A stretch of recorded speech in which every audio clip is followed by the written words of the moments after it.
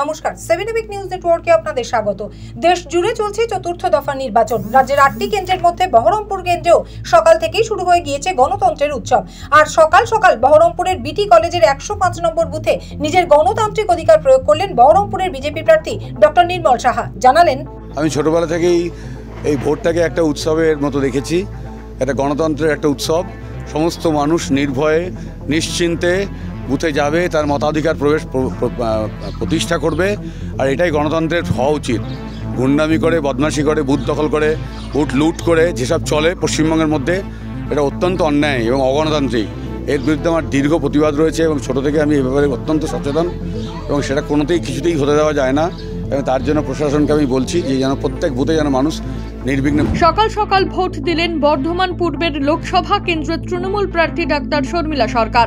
270 নম্বর পূর্ব বর্ধমান জেলার কাটোয়া বিধানসভার অগ্রদ্বীপের গাজীপুরের 192 নম্বর বুথের ভোটার ডাক্তার শর্মিলা সরকার। তিনি দীর্ঘদিন কলকাতায় বসবাস করলেও তার ভোটার কেন্দ্র হলো এই অগ্রদ্বীপ ইউনিয়ন স্কুল।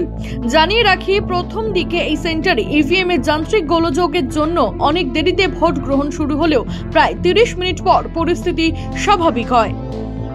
চতুর্থ দফা ভোটে সকাল থেকেই দফায় দফায় উত্তপ্ত বীরভূমে সিউড়ি 185 এবং 186 নম্বর বুথে উত্তেজনা।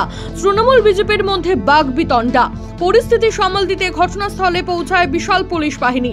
বুথ জামের অভিযোগ তৃণমূলের বিরুদ্ধে, তবে পরিস্থিতি সামাল দেওয়ার চেষ্টা চালাচ্ছে প্রশাসনিক আধিকারিকেরা। ঘটনাকে কেন্দ্র করে প্রবল উত্তেজনা বীরভূমের সিউড়ি 185 এবং 186 নম্বর বুথে।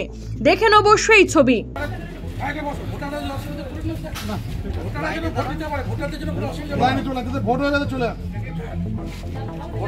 আপনারা এভাবে বুথ দখল করতে আসেন না, বুথ দখল করতে হতো না, বুথ দখল করতে হতো না। চোখে পট্টি পড়ে গেছে, নাটক আর দেখতে পেছে না।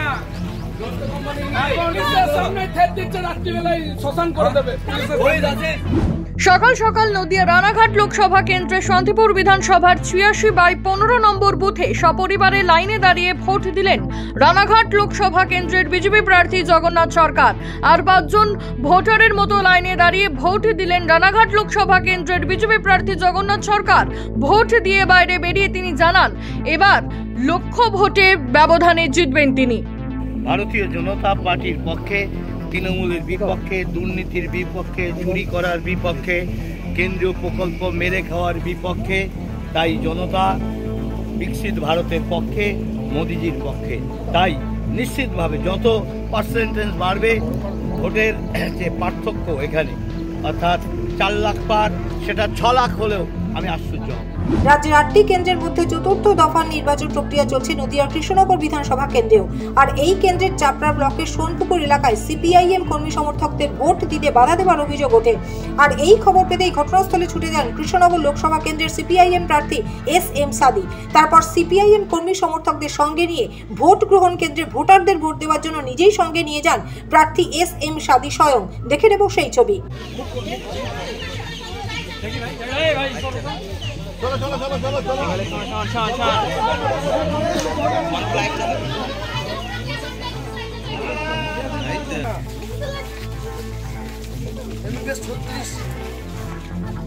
ব্যুরো রিপোর্ট, 7 এবিক নিউজ নেটওয়ার্ক।